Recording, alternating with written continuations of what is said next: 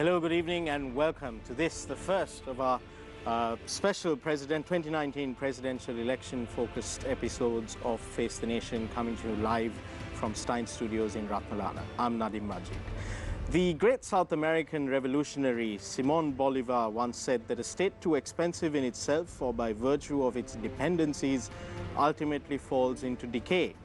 The distinguishing characteristic of small republics is stability. The character of large republics is mutability, or the liability to change. So is our small republic stable? In an ever-growing field of presidential candidates, this is the question that we have to ask ourselves. How do we bring stability back to our small republic? Our topic of conversation today is going to be on the 2019 presidential election in general, but first we'll be focusing specifically on the abolition or the proposal to abolish the executive presidency. Let me introduce our panelists this evening. On my left is Rasika Jayakodi. He's a veteran journalist, a commentator, and a political activist affiliated with the United National Party. Good evening, Rasika, and welcome to the program. Also joining us is Eran the Ginige, social entrepreneur and also a member of the Viatmaga organization. Thanks again for being on the program, Mr. Ginige. And also joining us this evening is Mr. Nagananda Kodituaku, a public interest litigator, civil rights activist, and presidential aspirant. I hope that that is still true, presidential aspirant. We'll come to you in a minute, Mr. Nagananda Kodituaku, but first this evening I'd like to start with Mr. Eran the Ginige, social entrepreneur and member of Viatmaga.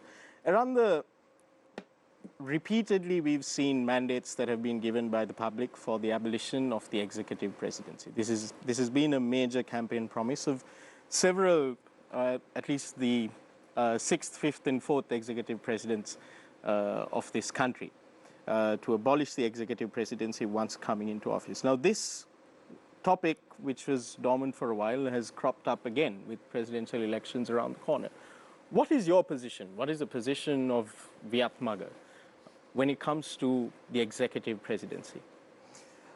Well, thank you very much for having me, Nadim, and the team, TV1 Face the Nation.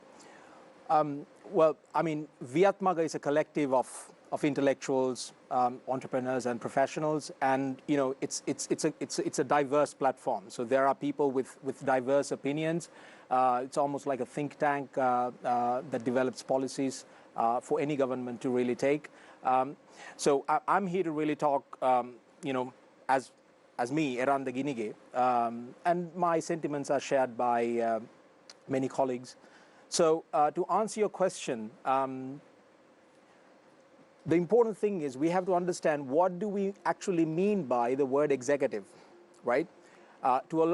In Sinhala Vidayaka, right? The moment you say this word, and in fact we did a little street interview recently for our We Republic program, and we asked people, young people, what do you understand by the word Vidayaka or executive? You know, 95% of the people didn't know what the actual meaning of the word Vidayaka. They think that it's some kind of a megalomaniacal, very powerful, very, you know, dominating, autocratic thing. I'll give you 10 quick seconds to wrap up. Yeah. So you just need my opinion, like, on the abolition of the executive president. Right. So this is what I'm explaining, right? So a lot of people don't know what the executive means. Executive means act of execution, right? The legislature makes laws, executive execute. So, you know, you can't really abolish the executive, right? Because somebody has to execute laws, right? In the on the topic of executive presidency, whether we should abolish or not, is not a very simple question, because the executive presidency is tied with so many things in this constitution, right? So we need to, when we're talking about the executive presidency, we need to talk in context, in taking this whole constitution together. I'll give you time to go into that in greater detail later on in the program, but I have to stop you there and move on to our next panelist, Rasika Jayakodi, commentator and political activist affiliated to the United National Party. Rasika, I've noticed your comments on social media in the past on the abolition of the executive presidency. Now that the United National Party, the party that you support, has put forward its own presidential candidate, have your views on the abolition of the executive presidency changed? It's like this, Nadim. The United National Party at this point has come to the conclusion that the discussion on the abolition of executive presidency should continue. That's a discussion, a dialogue within the party. Now, for the past 4.5 years, there has been a dialogue, very healthy, vibrant dialogue on how the executive presidency should be amended, and some of its powers were curtailed in the 19th Amendment to the Constitution. And there were many viewpoints that this process should continue. And now at the presidential election, the United National Party has come to the agreement that the same discussion should continue. That means this dialogue will not die down. At the same time, there are lots of internal discussions within the camp on how this discussion should take shape, in the sense whether we are reverting to a parliamentary system, or whether we are going to have a president without executive powers, nominal president, or whether we should continue in the current form, with the current powers under the 19th Amendment, with certain powers of the executive presidency diluted. So these are the discussions. Just very quickly, in a nutshell, your position hasn't changed, but you think that the discussion should continue. Discussion should continue, and the position will be shaped by the discussion. That's what politics is all about. Thank you very much, Rasika. And finally, we come to presidential aspirant, public interest litigator and activist, Mr. Nagananda Kodituaku. Mr. Kodituaku, your position on the abolition of the executive presidency is not a secret. It's been one of your main sort of campaign along your pre-election campaign. One of your main subjects. You proposed to bring forth a constitution where the executive presidency will be abolished and parliament, this number of seats in parliament will be limited. Do you think that we can have a stable republic without the executive presidency? Absolutely, yes. The constitution is absolutely clear as to how the people's executive power shall be exercised. The constitution very clearly says executive power of the sovereign people in this country, the sovereignty is in the people, shall be exercised by the executive president. But for so long, 41 years, the people who occupy this office ruin the country and they abuse the power, because the executive president under this constitution is given ample power to rob the nation. Article 35 in the constitution says he can freely rob the nation. He cannot be charged before any court of law. And Article 4C says about the power of the legislature and the judiciary. And the judicial power of this country is being controlled by the chief executive officer, that is the president. That is how he abused the power of the chief executive officer, being the executive officer, the executive president, abused his office to appoint corrupt people in the judiciary. This is why this country faces a very, very serious situation. Therefore, I am strongly of the view executive president, office of the executive president shall be abolished. Very quick question to you, Mr. Kodituaku, before I move on to the journalist. You say that the executive president, he exercises the executive powers that are vested in the people. Yeah. Or the sovereign executive powers that are vested in the people. Having an executive president who is elected by all of the people, rather than an executive prime minister that is elected by some of the people, isn't that more democratic to have an executive president elected by all of the people rather than an executive prime minister elected by some of the people? The issue here is the executive president is not responsible to the parliament.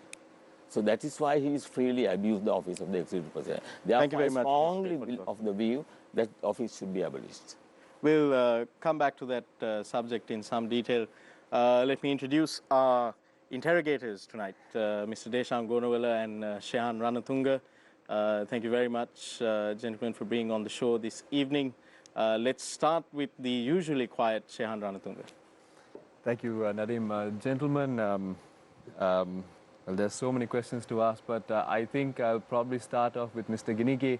Right off the bat, we have asked week after week this question of Mr. Gotabaya Rajapaksa's citizenship keeps coming up.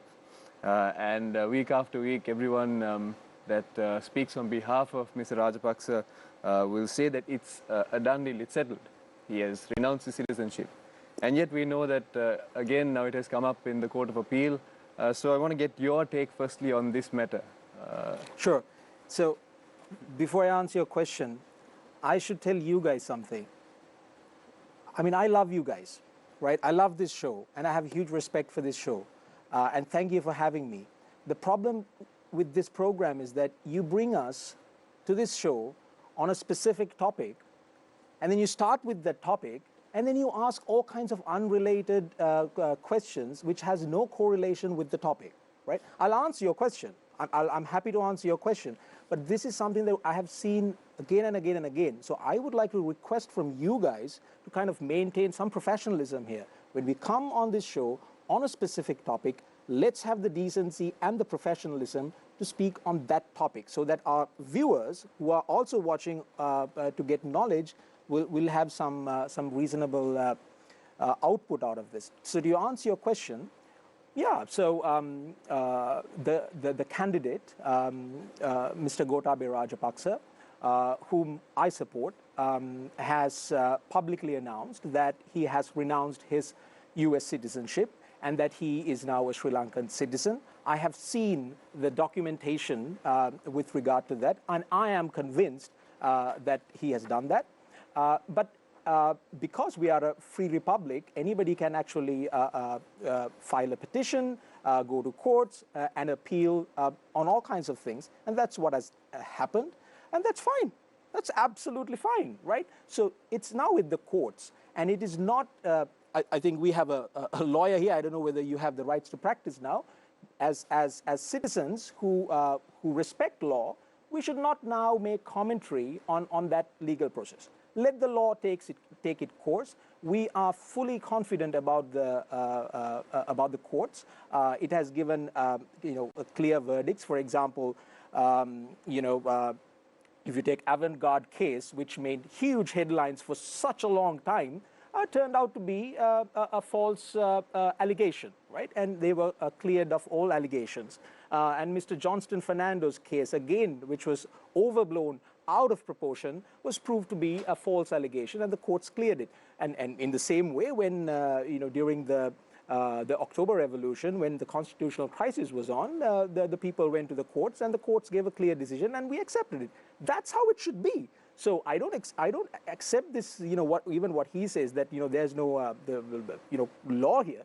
The law is very much here. It's happening. People are practicing their legal rights, and that's fantastic. Let the law take its course.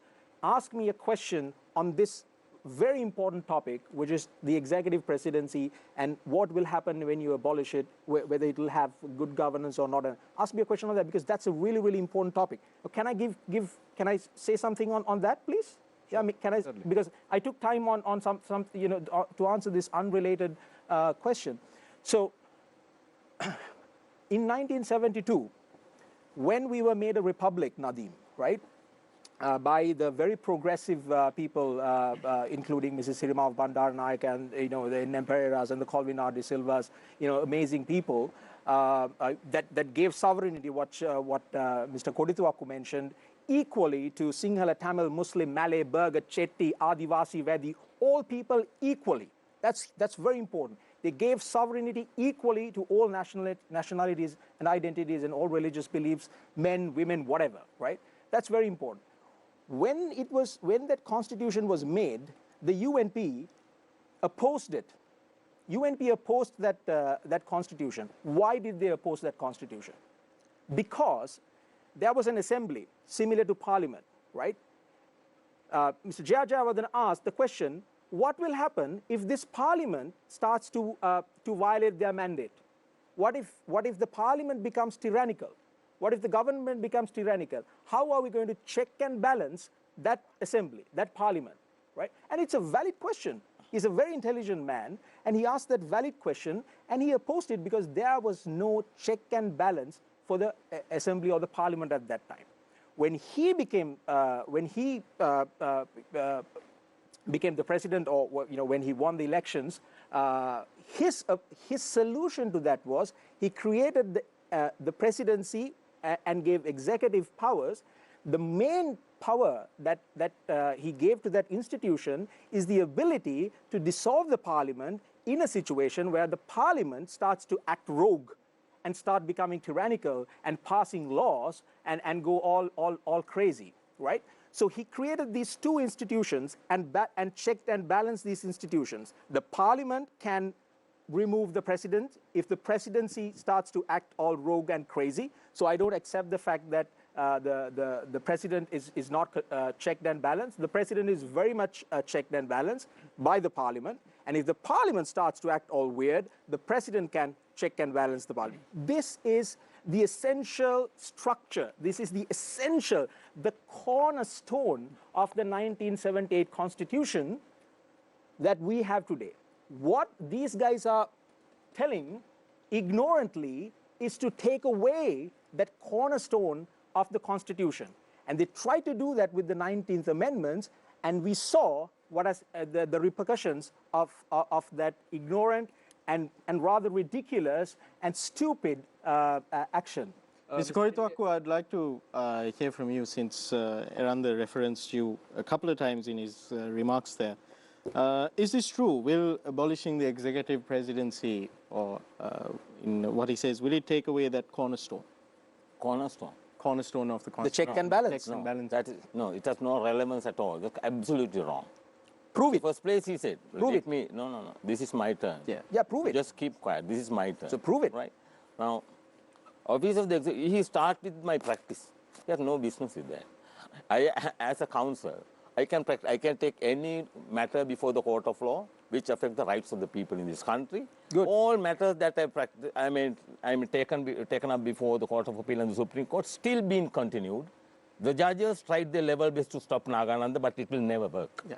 Mr. Right. Koritwaku, Now, on the coming back to the question, on the specific and I subject want to say this: Office of the Executive President, right? Article 4.2.4c of the Constitution, 4b of the Constitution, executive power of the people shall be exercised by the Executive President. But this has been abused from the very beginning.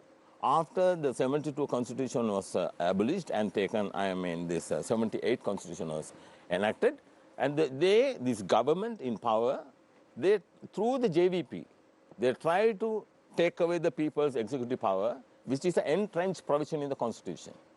The Parliament has no business with this. This is the people's, is a part of the people's sovereignty, the power executive office of the Executive President. What should happen in this country, because it is last 41 years, this has been openly abused. The best example, you know, this 26th October, the coup staged by Rajapaksa and Sirisena. It is I think in this particular forum, I informed the nation, 2 weeks before the order was made by the Supreme Court, 7 judges, it will be a full bench decision. The Executive President abused power openly because he is not subject to the law. He is above the law. That is why even the car permit issue, the Executive President abused the Executive Office. He was appointed to the Office of the Executive President on 8th January 2015.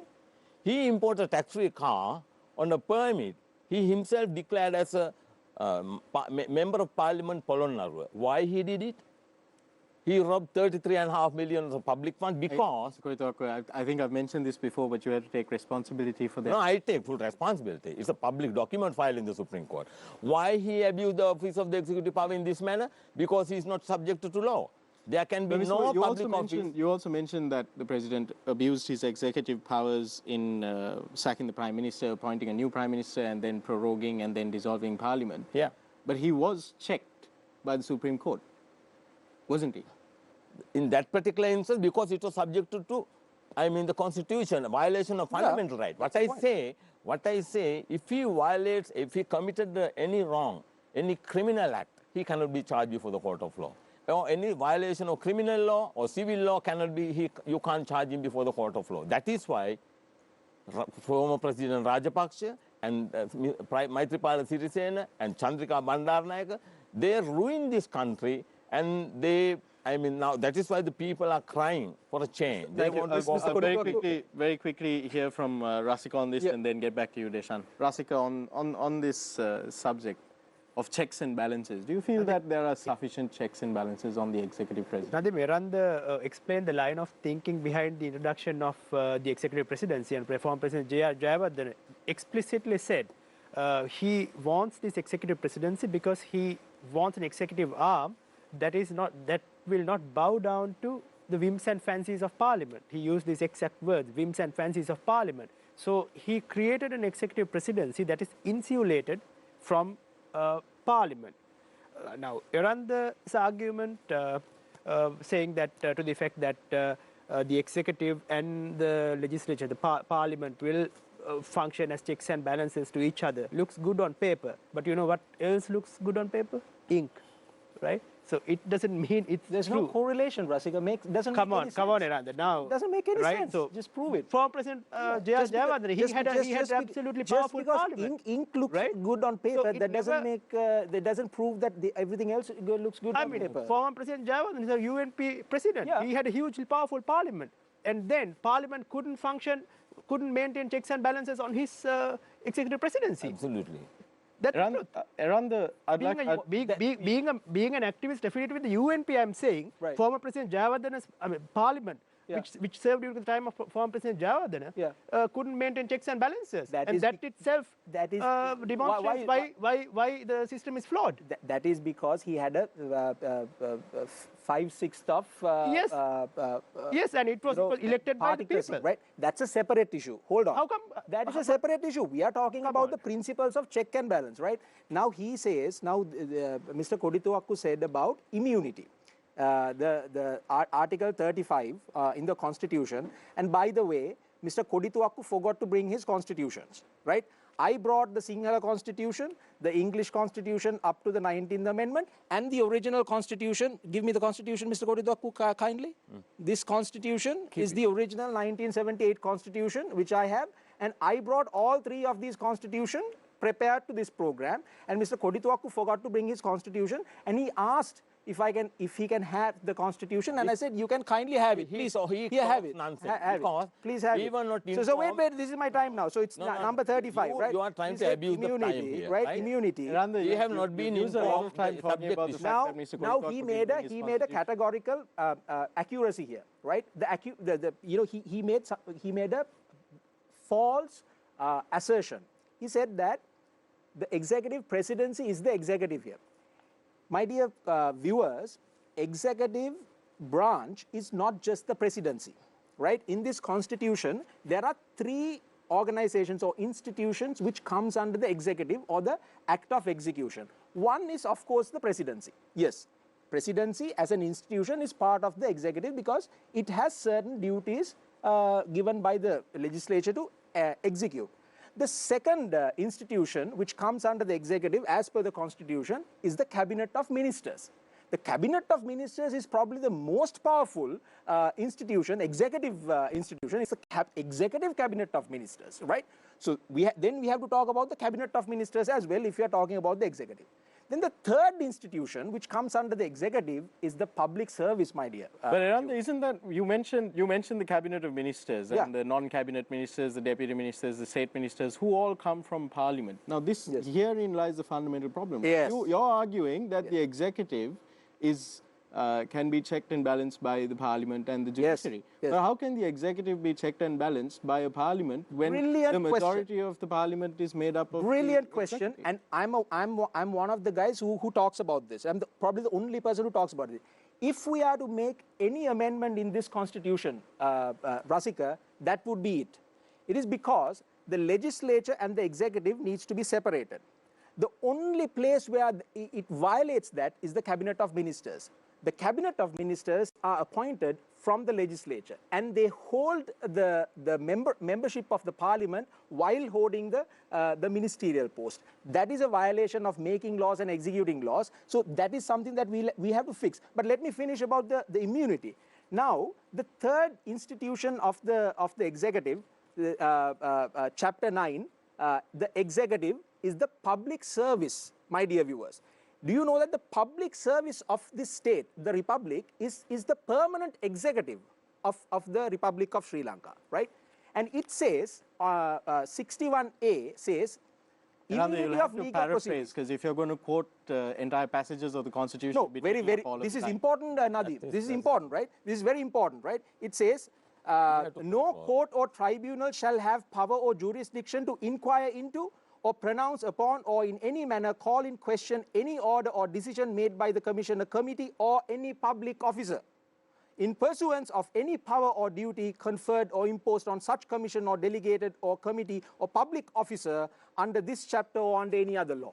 Even the public servants, even the public service officers have that immunity, right? Because for you to carry out the orders, you need to have some kind. Now, whether we curtail that immunity or not, Mr. Kodituaku, we can debate. I'm open to that. Okay. Whether we can curtail that. On the Absolutely. subject, on the subject of that immunity, Mr. Kodituaku.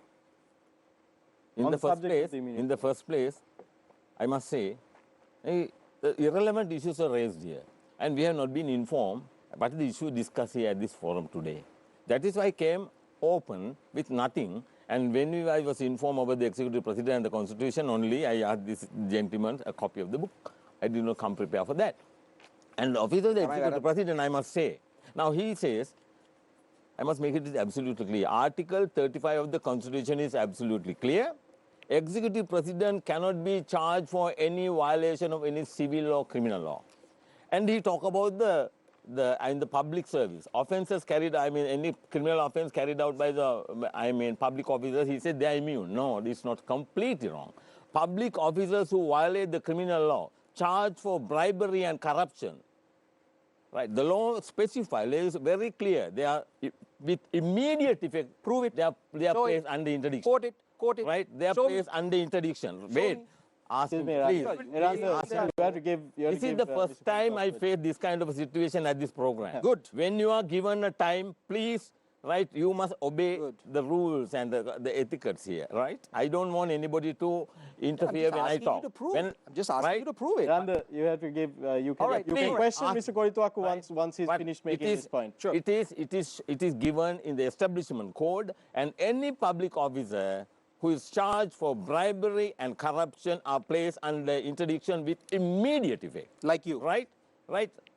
And I'd like to ask you to stop. Please ask this person to please keep quiet, okay? We'd like to hear what Mr. And I must make it absolutely clear. Whereas the executive president, you know what happened? He prorogued the parliament, and he dismissed the office of the prime minister. Why he did it?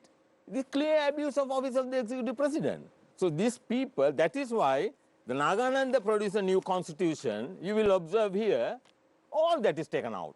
From 94 onwards, 3 times people gave a mandate to whoever asked for an office of the executive president to remove this office. None of them did it. And therefore, this time, the people themselves, you know, in this country, the supreme body is the people, and they have given power to the legislature, executive, and the judiciary to rule this country according to to set up, introduce a constitution and act according to the rule of law.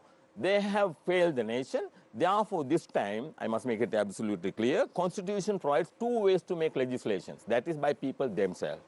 And people themselves, when they enact law, not the speaker, but the president signs, Article 79.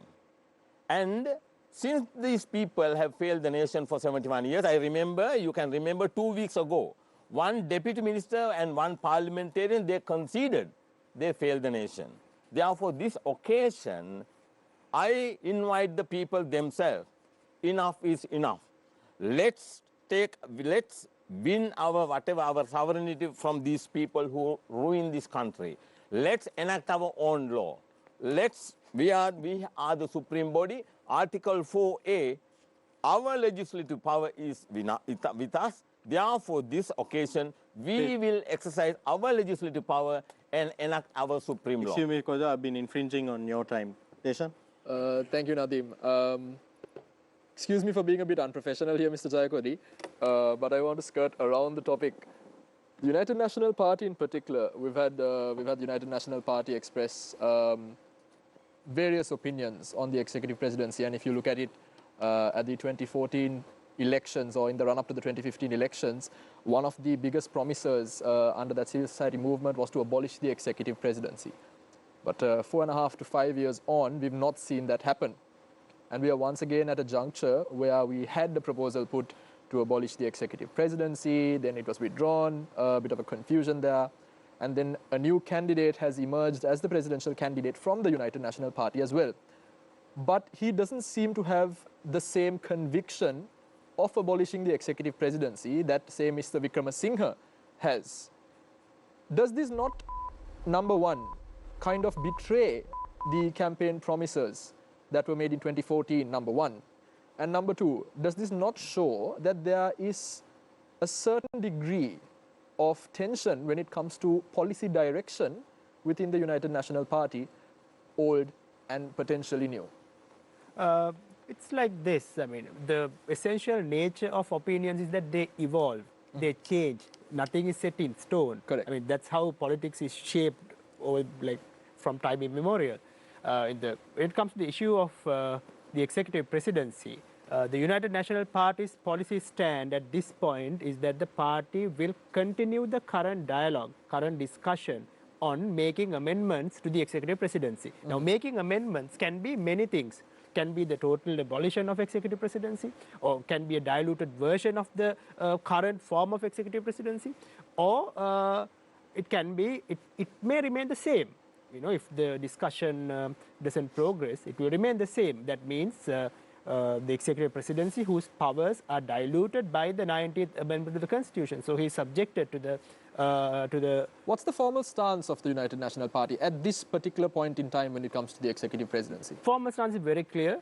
The party, the candidate, will continue with the current discussion on making amendments to the executive presidency. If you look at Dr. Harsha Silva's tweet, I think last year, after the appointment of the new presidential candidate of the party, he clearly said, these are the amendments, these are policy stand. We will continue with the current discussion.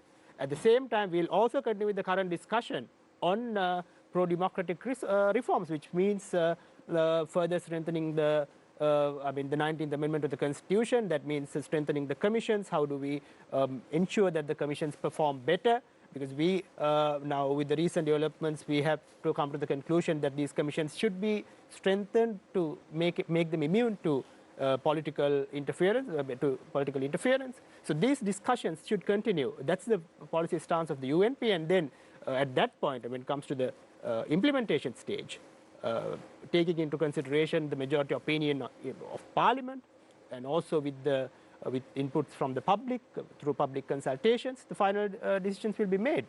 Mr. And that's the democratic way of effecting changes. Thank you, Mr. Jayakodi. Mr. Kodituakku, see, discussions, continued discourse is a great way to go. About 4.5 years after a government came into power on a promise, or a premise rather, of abolishing the executive presidency, that has failed to be done. And we are once again at a discussion stage. Assuming that you are given the mandate of the people to assume to the role of the president of Sri Lanka, you have made it very clear that you want a smaller parliament, you want stronger commissions, yet questions remain on the viability of these promises. Viability of? Viability of these promises, or viability of these statements. Now, the pledge made to the people. Simply, you want to abolish the executive presidency, correct? Yeah. In the situation that you do abolish the executive presidency, what do you see your role as in the future, moving forward in your political career? Okay. Now, the new constitution proposed, and I expect people, because now we have suffered enough, they exercise their legislative power and enact this law, and give a mandate to the people, and I make a pledge to the people, and it's an enforceable contract. People can challenge me if I refuse to do that. Once people give a mandate, the first and foremost action would be to certify that the law is duly enacted by the people, approved by the people. Once it is done, it becomes the supreme law of the country, and the 78th Constitution would be abolished. Without the Supreme Court? No such thing is required. Okay. Because this is called constitution making. There are different ways of making constitution. Because there is no body above the people. Right. People has power because they have had enough. I mean, they have suffered enough. So therefore, this occasion, people themselves enact the law, and it is and once they give that mandate, and the elected president certify the document is duly endorsed and duly approved by the people, it becomes the supreme law of the country. With that, according to the transitional provision in the new constitution, office of the executive president is taken out, removed, and he will become the chief executive officer of the government, and it comes with the panel of advisors who will become the cabinet of ministers, only 20. And only 20 cabinet ministers there will be a schedule attached to the Mr. Kodithuakku, just to clarify, panel of advisors that will become the cabinet of ministers. Exactly. Panel of advisors elected or panel of advisors chosen? Yes, there will be a schedule here, schedule 5, right, which will give the people names of the people and the subject allocation. Prior to the election? Exactly. Prior to the election, people will know who are the people going to be the cabinet ministers. Mr. Kodithuakku, on this show, when you were last here, we asked you to name 5 of the people you have on your team. Can you name 5? This is what I want to tell you. Have you decided on the 5? Because nomination is on the 7th of October. Yeah. And the people have until 7th of October, you have rather, until the 7th of October to formalize your candidacy. Yeah. Have you decided, you said you have up to 20 people. Yeah. Have you decided on 3 to continue? No, all I 20 think you have had been mentioned already, one, Mr. all Senanayake 20 as people have part been of your already, team. Can you mention 2 others? Yeah, wait. All 20 people have been already selected. Right. Some of them are already in the public service. Right. Right? Some of them are already in the public service. People like Maya Dunne. You know the Sarath Maya Dunne, former Attorney General. Right. He will these be people the have person agreed. in charge of finance. Yes? Right. And then Arisila Vikramanayaka. He will be the person in charge of the agriculture and industries. Right. And then Harshanath Fernando. Okay. And then who Mr. Harshanath Fernando is? yeah. Who are these people? Mr. Ginike, So they are not cheats. In the first place, I must say, so they are not cheats. There is not a single person from this 225. Not a single, you know. Some candidates go around the country with group of people around, the group of cheats. Whereas here, all 20 people are learned people with eminence. Oh, wow. They are come forward to save this country, expecting no return whatsoever. Wow. So, Mr. Kodithuakku, there seems to be within this alternative force, there seems to be a lot of people proposing alternatives to the alternatives as well, because we saw Mr. Rohan Pallewatta, who is also going to contest as a separate alternative candidate. Then you have the National People's Movement, which has put forward former Army Commander, retired General Mahesh Senanayake as a candidate. You have the National People's Power Collective, of which the primary driving force is, of course, the Janata Vimukti Peramuna and its leader as an alternative candidate. And then you have yourself. Will you come forward as a candidate yourself, or will you eventually seek to maybe join with one of these alternate forces? Very pertinent question you raise. Now, these 2 major parties ruined this country for 71 years. If these alternative forces fail to realize the aspiration of the people, and that is why, you know, when Rohan Pallewatta, when he declared his candidacy and there was an inauguration ceremony, and he made a request, I attended his program because I wanted to demonstrate the solidarity. When Mahesh Senanayake, he invited me, I attended. And on the same day, there was a program initiated by me. He also came there. I strongly believe this time, all these forces must get together. And this is the only way to let these cheats learn a lesson. All these people should be thrown out. There is no second word. But I strongly believe only one candidate should... What is their fundamental disagreement with your platform? Who? With the National People's Movement, the Abhiman Lanka movement, and the various other alternative camps that have come up in the past few months. And, what is their fundamental disagreement? Yes, Pallewatta has already informed me in writing. He is not willing to form a a united force. And he wanted to contest the election on his own. But I strongly believe, that's why I keep on, because the Sri Lankan community here and abroad, they believe that only one candidate Mr. Kodithuakku, you have less than a month and a half left, or about a month and a half left. That is good enough. Election. You think you can form an alliance? Definitely, yes. Definitely, okay. Thank you, Mr. Kodithuakku. Yeah, I am committed for that. Right. I am committed for that. On that note, we're going for a short commercial break. When we come back, more of the same. Welcome back to Face the Nation. We're in discussion with Mr. Rasika Jayakode, commentator and political activist affiliated to the United National Party, Mr. Eranda Ginige, social entrepreneur and member of Viatmaga, and presidential aspirant Mr. Nagananda Korittuakko, who is also a public interest litigator and a civil rights activist. We're talking about the 2019 presidential election and promises that are made in the run-up to the election. Specifically, we were talking about the promise to abolish the executive presidency. We're asking the question, will this really lead to good governance? Since we used up most of my colleagues' questioning time in the previous round, we'll go straight into the questions on this round, and we'll start with Mr. Deshan Gonwala. Thank you, Nadeem. Mr. Ginige, I know you love us, and I'm sorry I'm going to be a bit unprofessional again. But I want to go straight into it, and I want to ask you a question that is not about the executive presidency necessarily, it's about the presidential election. What is the stance of the candidate of the Sri Lanka Podujana Peramuna on the presidency? We've had situations where the opposition leader Mahinda Rajapaksa has come out and stated that he is for the abolition of the presidency because that is what the people voted for in 2015. We've not had a clear answer from Gotabaya Rajapaksa on what his stance is.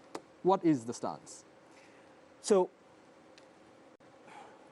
as Rasika also said, this whole, and how I started, the conversation right now in our camp is that if there are issues with the executive presidency, we need to solve those issues in context of this whole constitution, right?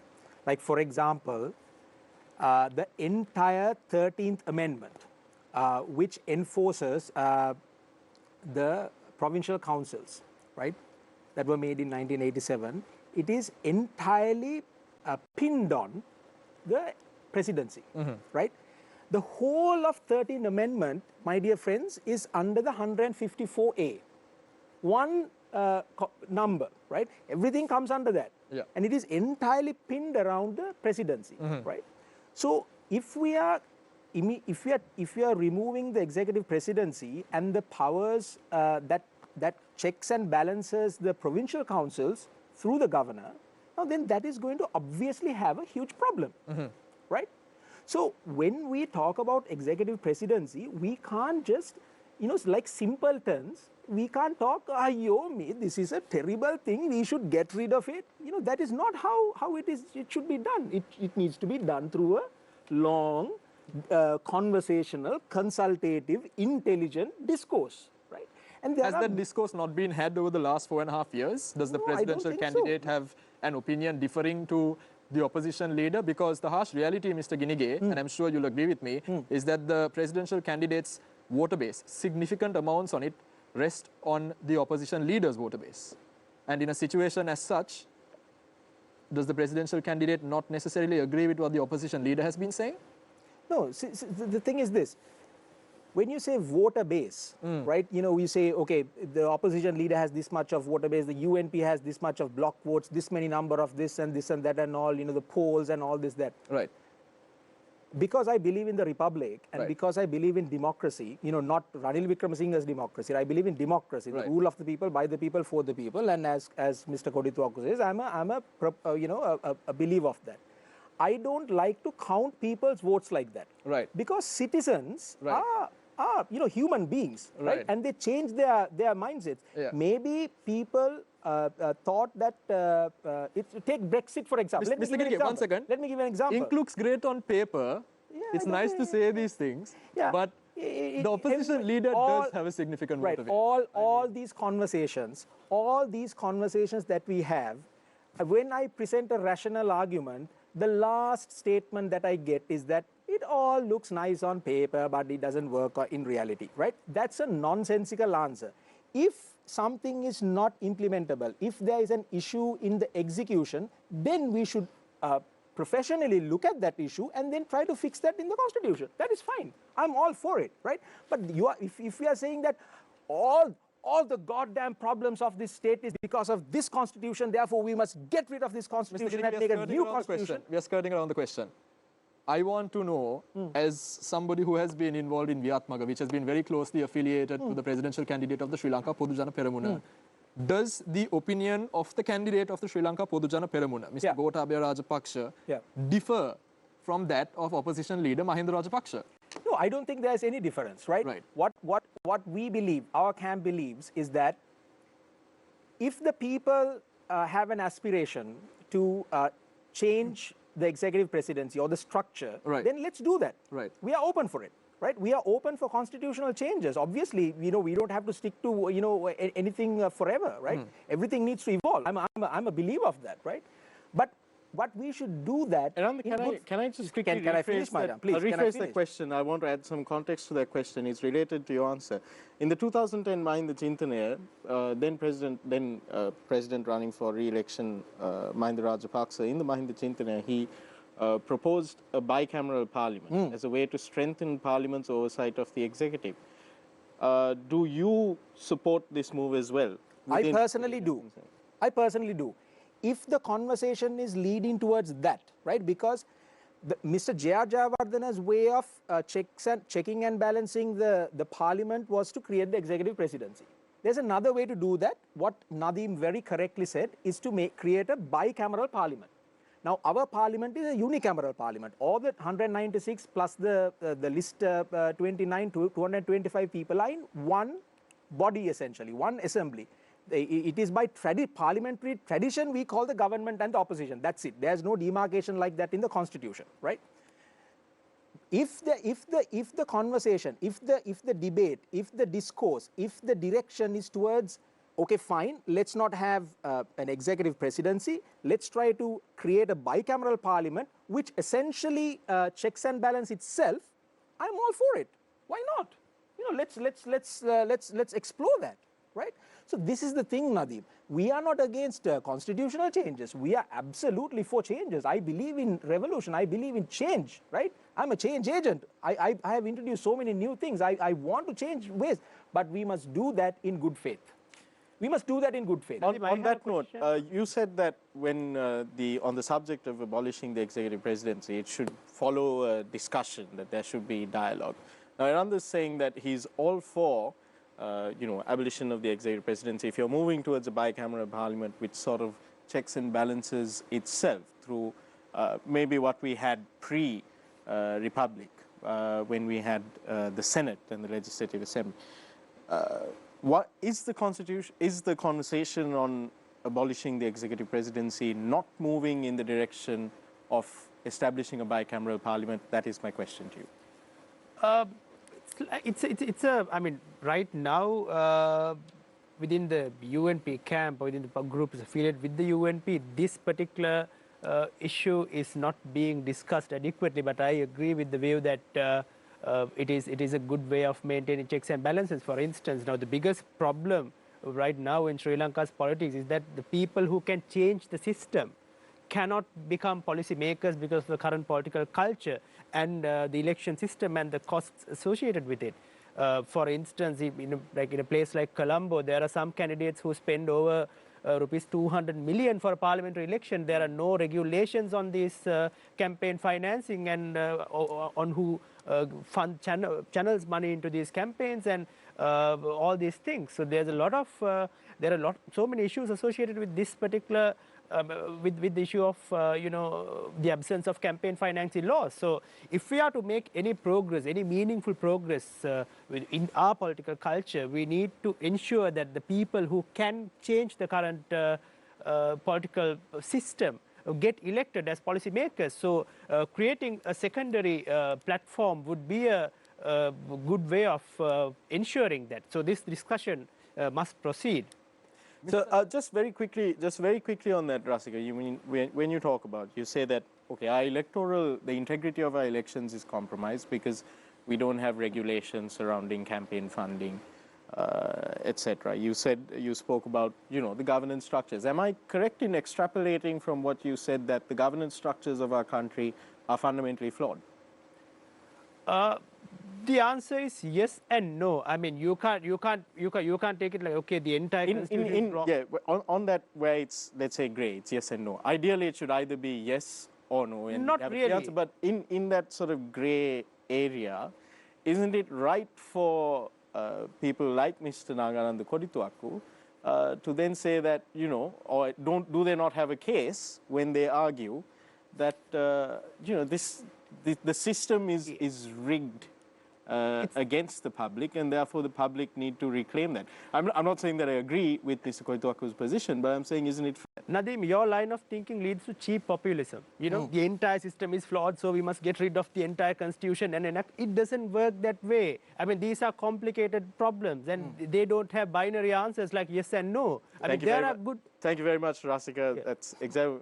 Mr. Koituaku, these are complicated questions that do not have binary answers. What is your response? They have made it complicated. The legislature and the executive has made it absolutely complicated. The only answer, this constitution, the 1978 constitution, already you have 19 amendments. Most of these amendments have been brought in to serve the ruling party. For example, the constitution itself, 1978 constitution, the people were never asked. It was never presented to the people. The J.R. Jayawardena, President Jayawardena, he drafted this constitution to protect the interests of the ruling party, that time the UNP. That was the very idea. That is why, for example, take Article 99A, for example. In which country you see the man who was chased out, taken out of the parliament, removed from the parliament, he is allowed to come back through the back door to the parliament. Where do you find the democracy in this country? People, I mean, they can't believe. Now we chase this man out, and he come and sit in the parliament, and he occupy your office as the president, one of the cabinet ministers. But Mr. Koituaku, again, don't you see the sort of the disconnect there? You're talking of a specific issue that can be remedied through advocacy, through lobbying parliament. There's a specific issue where, okay, let's say we need to introduce locked national lists where it cannot be changed post-election. You present a list to the public, and that is the list, and the people in that list will go in order. That's a simple remedy. That can be answered for your problem. The thing is, what I have trouble comprehending with your position is that, like I told you just before the show, actually, is like I think that you're the only rule of law candidate who's saying that we need to get into complete anarchy in order to bring about rule of law. There is no such anarchy. I must make it absolutely clear to you. The representative democracy, according to this system of governance, the supreme body in this country is the people. Right? Let the people... But citizens should also be law-abiding, and the supreme law of the country is the Constitution. No. Relate it like 1972, the Colinado Silva completely disregarded 1946 Constitution Ordering Council. Completely disregarded when he introduced the 1972 Constitution. Therefore, I must bring it to the notice of the nation. These people have failed us for 71 years. 78 to date. The entire legislature and the executive have been completely failed. Now, that is why the new constitution proposed only 60-member parliament and get it back to the old parliament. I mean, not the old parliament, original parliament. We don't want to, I think you agree, there is no reason for us to maintain these 225 people and pay car permit, liquor permit, petrol shed, decentralized budget, pension. Why should? Have you ever, do you want them to enjoy these benefits? Sorry, Mr. Koituaku, I'm infringing on your time again. Deshan or Shehan, I'll leave it to you all to pose a question. Yeah. Can I give an answer to that, please? No. We'll come back to you, Mr. Ginige. Mr. Koituaku, I've been bringing this question up quite a bit. And it is because the harsh reality is that we have a system in place at the moment, a system that has lasted for a very long time. Correct. And like Mr. Jayakodi said, a system that hasn't gone completely out of place. Yes, we can make improvements, but more or less the system is not absolutely flawed. I mean, it's not something that can't manage itself. What I want to know is, assuming on the 17th of November, we get the results of the presidential election, and it says Nagananda Kodituakku has got 50% plus 1 of the total number of votes. Correct. As the president, if you try to dissolve the parliament, or essentially, you know, kind of, like you said, become the CEO of the country, put your own advisors in, and the Supreme Court steps in, and the institutions, the legal institutions in this country, decide to side with the Supreme Court, a Supreme Court that you don't necessarily believe in, what is your alternate plan? Do you have a contingency? Yes. You do have a Yes. contingency, yes. Answer to that question, specific answer to this question. According to the transitional provision provided in the new No, constitution. Mr. Kodituaku, I understand. Let me explain. Give the specific answer to your question. Absolutely. What I want to know in particular is assuming that you have transitional provisions in that constitution that you have formulated. Yes. But there is a system currently in place that you are trying to get a mandate from the people. Now, Yes. you saw when the 19th Amendment was put forward before Parliament that the Supreme Court deemed it necessary that certain provisions or certain areas in the constitution need to be put before a referendum and gotten the approval from the people through a referendum. Now, when you are trying to enact that, if the Supreme Court deems it unlawful, Wait. and the institutions, the law enforcement institutions side with the decision of that Supreme Court that you deem is not necessarily part of the system anymore, what is your contingency? Yes. Let me explain the answer to the nation. Right. Once you give your mandate, and once this new constitution, people-friendly new constitution comes into force, all the judges in the Supreme Court and the Court of Appeal, and they cease to hold office. The judges will occupy the new, once the president certifies the new constitution, immediate effect. This is what exactly happened in the 1978. In the year 1978, all judges in the Supreme Court and the Court of Appeal were taken out. And J.R. Jayawardena, and he removed all the judges, and the new judges, they took oaths under the new law. So the new judges will take oaths under the new constitution. People will know their names. In the 5th schedule of the new constitution, will give the names of the judges who would be appointed to the Court of Appeal and the Supreme Court. These judges will take oaths under the new constitution. But given that the current system is one where a constitution, after certain provisions need to be approved by referendum, then need to be passed in Parliament with a 2/3 majority, if I'm not mistaken, Nadeem.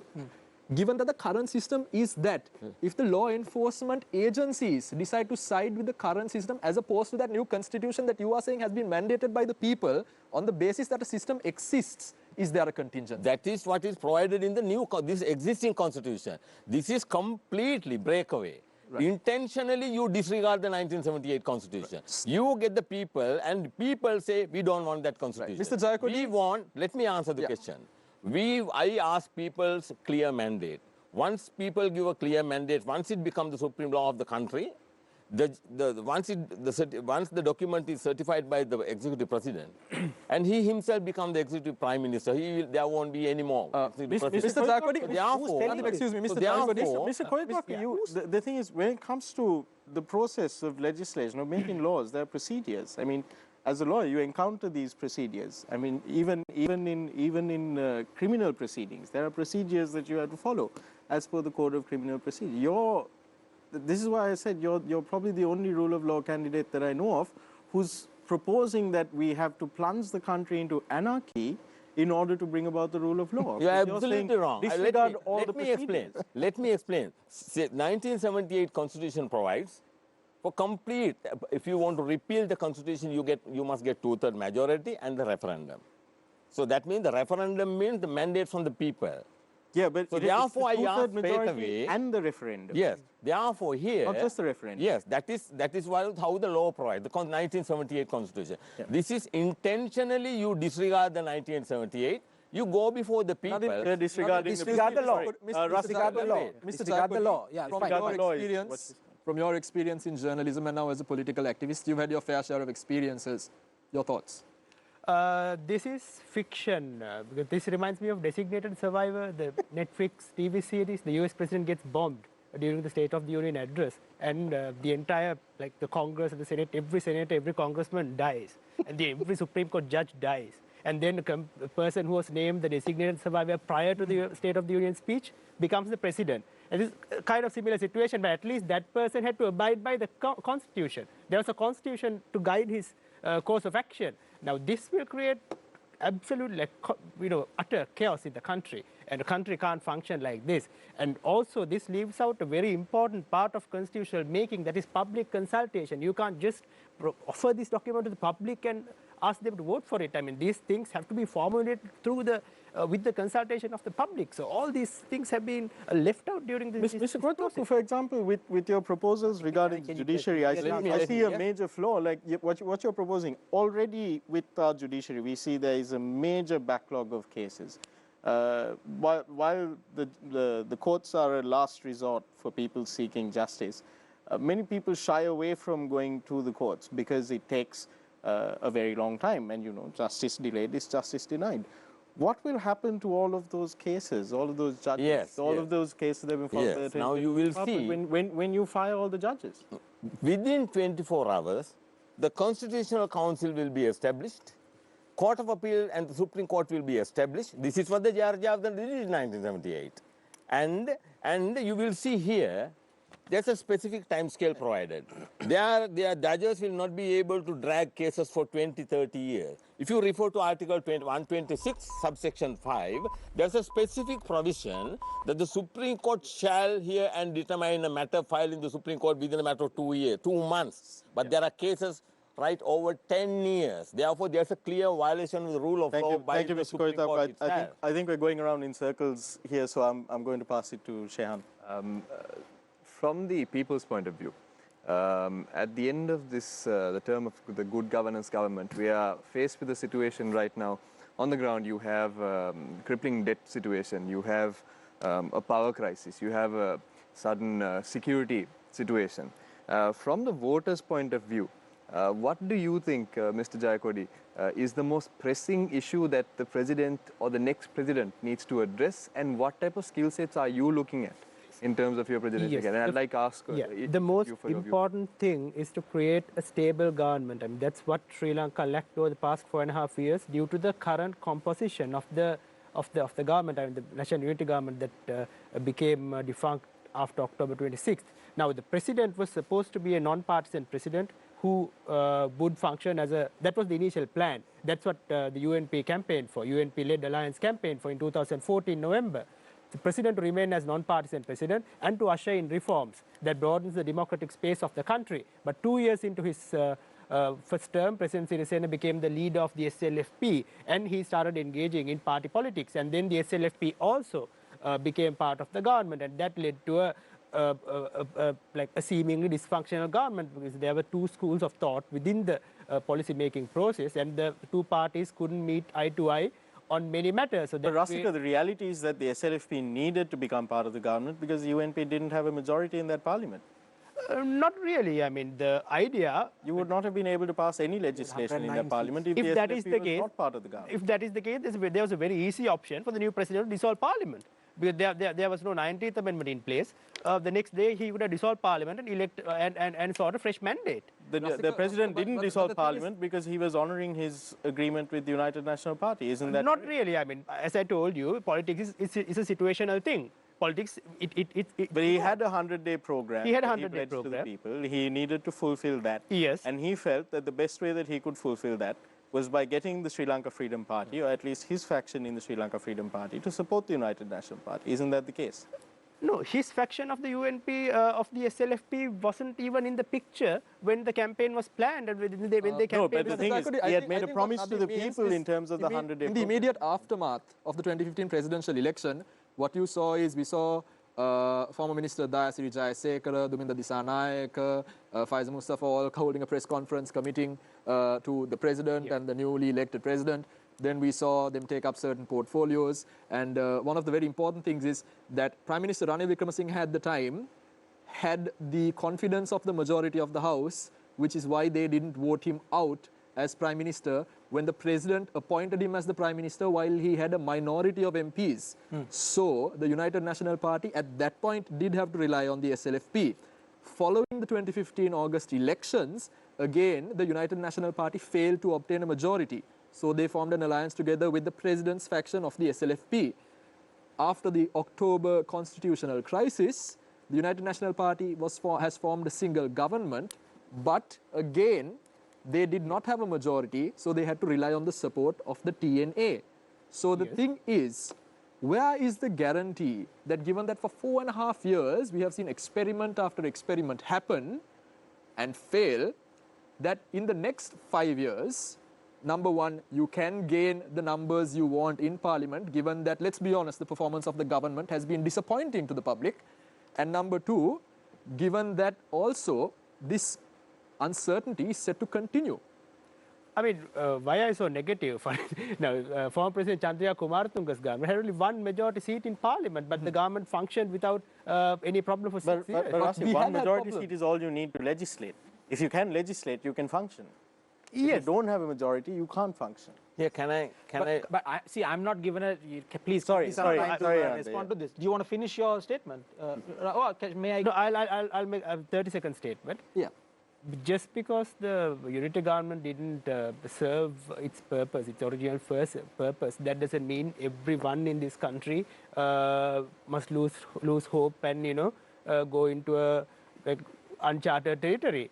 I mean, there's hope and there's positivity. Will ensure that the right systems are in place, and then let's look at it as a fresh election. Mr. Ginike, I'm going to come to you. Just 1 second.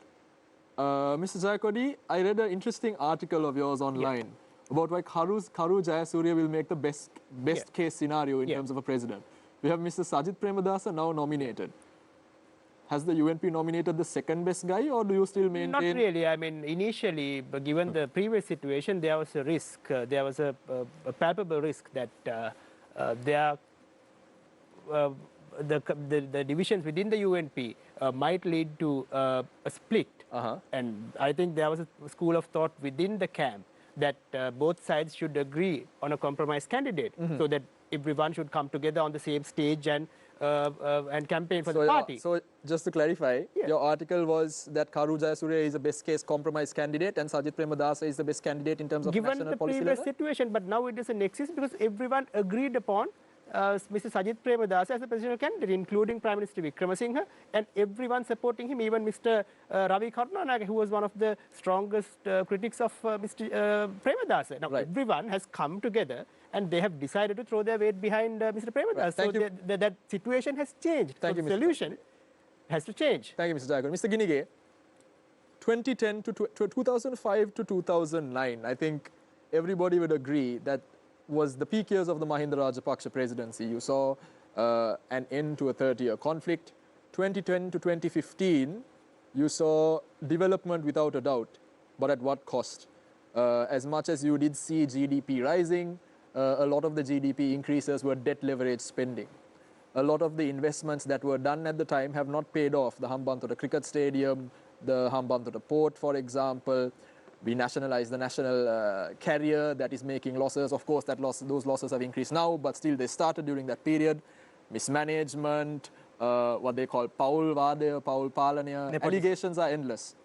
What I want to know is, Gotabaya Rajapaksa is campaigning on this whole theme of discipline, Vinaya Garuka Ratak. Why is it that the public of this country should believe that a Gotabaya Rajapaksa presidency will necessarily mean what it is portraying to be, prosperity, economic development, a new Sri Lanka, when the backstory or history has dictated that a lot of the people in the faction has not necessarily had the best records. This is an allegation that is also pointed at the United National Party with Sajith Premadasa as president, because the composition of the team is the same. On the other hand, we have new people coming in like the National People's Movement who are offering new faces. Why do the public, the middle class, the urban populace still have to have faith that Gotabaya Rajapaksa is the solution? Is he the solution? I think so. I certainly think so. Now, just because the person is new, that does not guarantee that the person is going to act in all goodness, right? There have been ample examples in the history where great leaders have made faults. They've learned from their lessons, and they have come back with learned lessons, and they have done great things, including people like Nelson Mandela, right? Who took arms and then he changed, and he came back and he changed an entire nation, state, right? Now, therefore, it is not rational to think that just because we put new people, that they are going to be all good, right? All these people have been good new at some point. Now, to answer your earlier question, why should people believe that Gotabaya Rajapaksa will be able to make this happen? See, you have to take, now this is a presidential campaign, right? And the presidency is one institution, right? And that presidency has certain roles and responsibilities given in the constitution, right? So the citizens, first of all, need to understand what those roles and responsibilities are. So because I understand this, I believe that the person who can execute, right, these roles and responsibilities given in the constitution right now, out of everybody, is Mr. Gotabaya Rajapaksa. For example, security, right? Making sure that the state, the republic, is secured from outside and from within. He has demonstrated that. He has shown that he can do it. He has delivered results. Therefore, I believe, based on his track record, that he will be able to secure Sri Lanka back. He will be able to make Sri Lanka safe again, to make the people of Sri Lanka feel safe again. And he has done it before, therefore I believe he can do it again. Number two, the reason why I believe that he will become a good leader. Now, he himself can't change the entire economy and everything, right? Because the legislature passes laws, right? But he can become a great exemplary leader. He can give a vision to people. He can show by example. Now, for example, I believe the leader, the president, as the leader of the people, should be a modern person. Should be a modern person. You know, a person who understands the West, who understands the East, who understands the North and the South, right? Who has traveled, who knows what's happening around the world, new trends, you know, not building these small guinea petty houses like how it was built in the 80s and the 90s. You know, we need people who can innovate, who can think creatively, who can build accommodation for the 21st century. We need a person who understands organic agriculture, social enterprise, social innovation, universal basic income, you know, modern concepts like that, you know. And Mr. Gotabaya Rajapaksa, the only reason why I support him, because he talks and he understands, he discusses, he's open to these kind of new way of thinking, right? Therefore, I believe that he will be able to, as a leader, create that vision and, you know, guide us in that direction. Right. Now, to finish my, so I think I have answered your question, but let me just clarify a couple of things, you know, wrong statements that were made earlier. My dear viewers, and now it was mentioned here that this constitution was amended 19th times, therefore this constitution is bad.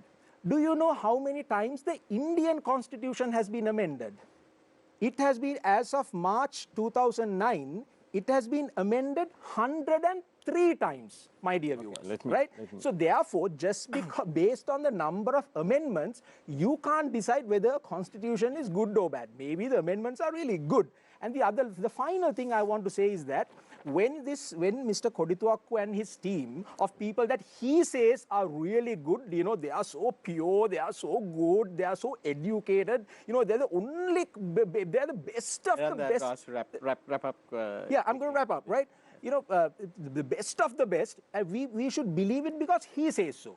He says we should believe it, right? Now, when they brought this up, we asked a question, show us a place where this has been done. They said this has been done in Ireland, right? The Ireland constitution was passed like this, right? I wrote a complete article and I debunked that assertion. In Ireland, no such thing happened. In Ireland, what happened was, in 1980... We'll come back. But I have to explain this, Nadeem. We'll talk about Irish. This is a really important thing, right? This is a really important thing. I have to make. We have to first give Mr. Kodituakku an opportunity, because you went back into the area that we were talking about before, based on the question that Desant was asking. Exactly. So on that, I'd like to come to Mr. Kodituakku. I want to address the nation and ask you a simple, straightforward question. You have tested these 71 years with these people. You have tested them for 71 years and suffered enough. No. And these people, they ruined the entire nation. No. And they say that we should follow the rule of law and the constitution. I will give you a classic example. On 1917, the 8th of September, Supreme Court ruled, so if they respect the rule of law, they must comply with the directions of the Supreme Court when they make a declaration about the constitutionality of a bill. When Supreme Court ruled that the provincial council election cannot be postponed because it violates your sovereign rights of franchise, these people had the audacity. The Supreme Court order was made on 8th of September 2017. Just 12 days thereafter, the UNP, with the help of the TNA and another party, they completely disregarded the Supreme Court rule, the determination, they postponed the election. And the 14th Amendment. There is a way a bill should be amended and the constitution should be amended. They must place the bill on the order paper. They must allow the people to challenge it in the Supreme Court. There's a specific time scale of 1 year, one week. On the 14th Amendment bill, nobody knew in this country. I challenged it in the Supreme Court in 2015. Still the matter is before the Supreme Court. And there was this, when this I am referring to this, what do you call this, nationalism. It was done completely disregarding the provisions in the Constitution. Therefore, Mr. Koy, I think we keep coming back to this point. Can I finish? No, I want to tell you that you may be correctly pointed out that what in I want to September emphasize 2018, the UNP disregarded standing orders of Parliament and the Supreme Court. That is not the case that I am going to put forward to the nation. Election. What I wanted to inform the nation, amendment as well. that there is no rule of law in this country. The legislature and the executive, they abuse the Constitution for their private benefit. We have suffered enough. We have to take a stand. We are the sovereign body above the legislature, the executive and the legislature. Therefore, this occasion, don't suffer another 5 years. Enough is enough. Let's get rid of all these people. Why I say all? I remember one cabinet minister said, he said, just because some MPs abuse the public office and rob the nation, that doesn't mean that all of them should be treated equally. Others, those who claim they are not robbing the nation, they continue to defend the corrupt people occupying the public office. Thank you, Mr. Koitaku. Eranda, just very quickly before I move on to Rasika, and one final question for Shehan before we go in for a break. You said that we should take Mr. Koitaku's word for it. Mr. Koitaku is saying that we should take his word for it when he says that his team, his panel of advisors are pure and they're so good, and etc. But are you not saying the same thing when, let's say that in the case of national security, you have an argument. But when it comes to, when you're talking about Mr. Gotabaya Rajapaksa's understanding of 21st century housing and modern thinking, aren't you also asking the people to take your word for it? No, because he has demonstrated it.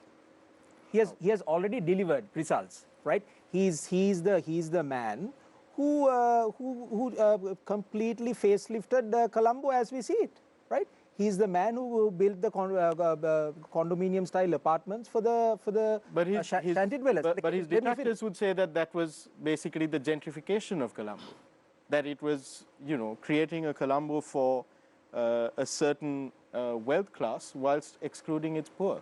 Well, no, I mean the poor were given fantastic housing, right? You know, have you been to any of those condominium style apartments that they have been to, Nadeem? I have been to, I'm right, not gentlemen? sure which ones he specifically was responsible for building. I have been to. There are basketball courts. There are, you know, elevators. You know, there are planned ways to dispose garbage, and they are now all piling up due to the lack of management by the UNP members. But see, you know, the point here is, I'm making a decision, a conscious decision, dear viewers, based on credibility, based on track record, you know, and you are free to make your own decision, right? I'm not saying that you should make the decision because I'm telling you my views. Then there's no democracy here. You should make a conscious decision on what you believe in. So this is my view.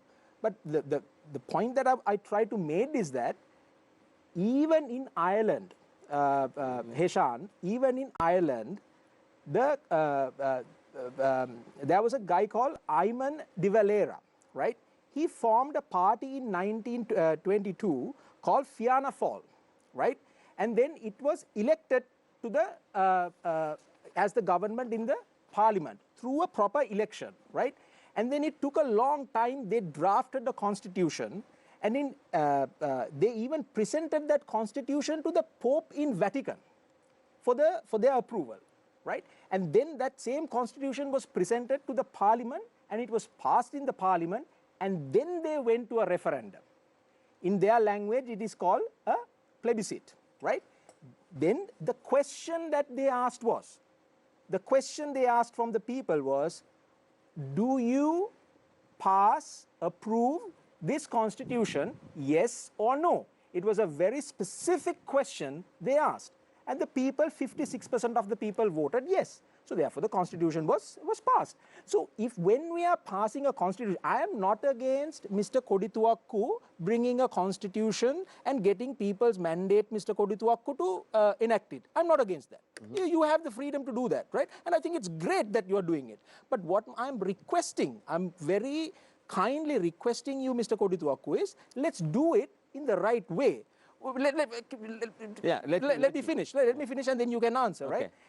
If you, as Ayman de Valera, as Imran Khan in Pakistan, form a party, work in the system, political space for quite some time, build a people's force, get into the parliament, bring other people, elect other people into the parliament, and then through that election, through the people's mandate, if you are making a constitutional change, Mr. Kodituakku, I will support. Okay, let me answer. Give me a few minutes. Very quickly, I will give Rafi let me say this. Very quickly, now, 30 seconds. According to him, according to his philosophy, the Wright brothers who found this aircraft, I mean the flying, he said, no, you can never fly. Forget about it. Now, they are the people who introduce an aircraft. Now, because of them only, you see all this flying. What I want to tell you, what I say, different subject. No, what I want to tell you. Now, according to him, we must believe Gotabaya Rajapaksa. Tell me one country in the world, a man who is charged before the permanent High Court at bar for 5 times, man who go before the Court of Appeal and ask, don't take this point, don't let the police to take me into custody, and go before the Supreme Court and say, please stay these proceedings against me. Do you think anywhere in the world, a candidate, people will even think of such a person to contest the election? Mr. Kodituakku, again, I think we have to say, I mean, I'm sure having studied the law, you also would appreciate the basic doctrine of innocent until proven. No. I will. Sorry. Since we're getting sidetracked there, Rasika, very quickly. One final question for Shehan, and then after that we're going for a break. Rasika, very quickly. Your thoughts on this constitution making the process, and also on. I'd also like to get a response from you, because we didn't hear from you regarding what Eranda was referring to as modern way of thinking and modern housing. Very quickly, I realize I've left you very little time. Yes, but I have a very simple answer to that. The last time there was an election, when I checked the last time, your party suffered a humiliating defeat in Colombo. People in Colombo didn't accept that is the right way to go about it. So that that's the answer. And people don't want to beautify this city. That's a very generic way of saying, but there were so many costs, and people thought right. That's what you say. If that is how you interpret the people's, that's how you interpret the outcome of elections. Right. You have to agree. No, I don't agree. But fine. Okay, fine. Well, let's give on the national security and safety. Another point which Eranda highlighted. I mean, then we have to understand, we have to figure out what a safe state, safe country really is. You can't create a safe country, a safe nation when there are enforced disappearances of people, when journalists are being assaulted and murdered in broad daylight, and when people are shot at during demonstrations. These are not characteristics of a safe and secure nation. So Mr. Gotabaya Rajapaksa failed to deliver those essential things. So there's no reason why that I can't think how he can deliver that. in the next 5 years if he gets elected as the president of Sri Lanka. Do you believe that your candidate can deliver that? He has no such track record, and he has been a relatively clean politician throughout his career. I haven't heard of any, he hasn't been convicted before a court of law for corruption or any other malpractices. Because he hasn't done anything. Again, He hasn't done anything important, man. That's simple as that. He hasn't done anything important. He's a daddy's boy, right? He only talks about his father. Mr. Ginige, right? I mean, in that case, then Minister Mr. Gotabaya Rajapaksa has done too many things. While Mr. Gotabaya Rajapaksa, during his time heading the UDA, may have built, let's say, as you say, built condominiums for people living in shanties, Minister Sajith Premadasa also has built houses for the rural poor, has he not? Yeah, but where people have to now pay, right? People have to pay the loans, and because they can't pay the loans, that they are crying and they are in great debt now, right? Rasika, do you have a response to that? That's what he has done. Then finally, about creating a modern state, the best way Mr. Rajapaksa can convince that to the public is to come for an open debate with other main candidates. Very simple. Then people can find out from Mr. Rajapaksa as to what he's going to do for the next 5 years. I mean, that's the simplest way of addressing the problem. Eranda, I don't know how Eranda can speak on behalf of him on this particular matter. Yeah. Why don't you ask him to come for a debate with other main candidates and open forum? And he didn't say he will not come. He'll come on time. So don't. Thank you, Rasil. Yeah, so we have time for one very quick, very short question. Okay. Before I must go for a break. Right. Very simply, again from the voters' point of view, we are in a stage now where there's an overload of information, and a lot of the voters get their information primarily through social media. How do you, if I can get a short answer from each of you three gentlemen, how would you advise the voter to make sense of all this information, to not be swayed by fake news and all of this? Because after all, I'll impose a very strict 15-second time. Yes, I can tell you from my experience as a journalist. The fundamental rule in social media when consuming news is to cross-check multiple times on multiple platforms. That's the only way of ensuring that you consume the right information on social media. There's no other way, otherwise you're going to get hoodwinked. Thank you, Rasika. And Eranda, your short answer to Shayan's question. Shan, your question was about how should the citizens manage this whole fake news and all that. Yeah. Very important, and I think you guys have a responsibility here as well, right? As the media, the front runners, and especially it's great to see young journalists like you, making waves here. I think these two are a bit old. I'm probably the only young. Yeah, but Eranda, you need to wrap up very quickly. I did say. And you can't be aging. Right. No. I think the youth needs to start taking leadership roles. But my point is that yes, it is a problem. Fake news is a problem, and the citizens need to be mindful, and citizens need to have the tools. You need to have the tools when you receive something on WhatsApp, when you receive something on your Facebook Messenger. You should not just quickly take it as it is and then quickly push it to another 100 people. You should look at it. You should think about it. You should check with other sources. You should ask from other people and then make a decision. Thank you, Eranda. Finally, 15 seconds. And you know very well, it was a defamation, was a criminal offence earlier. Now it is taken out. I'm one of the candidates who has suffered severely. And the people were made to understand that Nagananda will run away with 750 million collected for these president funds and return to England. I was the only candidate who had produced straight away to you that he renunciated the British citizenship. And from the 20th of September, his citizenship from the UK citizenship is taken out. It was renunciated. So therefore, I strongly believe that there is a huge responsibility in you, the media, not to let people to be misled. I have been suffered very severely. And they claimed, my wife is a Tamil Tamil, I mean, she is representing the Tamil diaspora because she is having a birthmark here at the center. And this kind of a news is being spread all over. And they give a false impression that the candidates, because you know this Cambridge Analytica was functioning in this country. They have destroyed, they are trying to discredit the candidates. Thank you, Mr. Korituaku. We'll quickly go in for a short commercial break. When we come back, it's the final round of Face the Nation. Welcome back to the program. So we've been talking about the executive presidency, whether or not it should be abolished. We've spoken about the role of parliament, the judiciary. We've talked about constitution making. We've talked about the positions of the different candidates.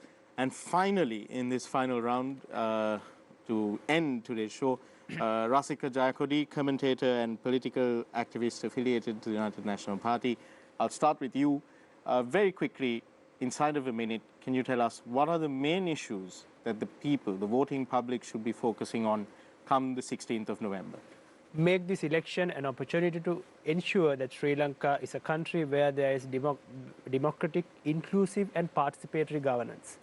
For instance, a country that doesn't consider democracy and development as mutually exclusive things. A country where democracy comes at the expense of development, or development comes at the expense of democracy. A country that considers democracy and freedom as essential parts of development. That is one area that people should really focus on during this presidential election. At the same time, on the issue of constitution making, on the issue of a new constitution, people should take into consideration the fact that constitution making is not an ad hoc process that can lead to utter chaos. It's a participatory process. It takes time. Doesn't matter. Be patient and move in the right direction. Keep moving in the right direction. That's what the UNP brings to the table at the next presidential election. And those are the two main things that people should focus on November 16th. Thank you very much, Mr. Rasika Jayakodi. Mr. Eranda Ginige, very quickly, within a minute, what are the main issues that the voting public should be focusing on come November 16th? Yes, I would like all the citizens of the Republic to first please buy this copy of this constitution. It's 400 rupees, or you can download it free from the parliament.lk website. Please read it, or at least read the parts that are relevant to the roles and responsibilities of the presidency, and then you will understand what kind of a person needs to be elected to that institution. Number two, you need to consider security. That's probably the most important thing that you need to focus on, because without security we can't talk about anything else. We first need to be secure as a state, as people, for us to move forward. Number two is economic growth. We all know that our economy has collapsed, gravely, and we are all facing that. We feel that every day.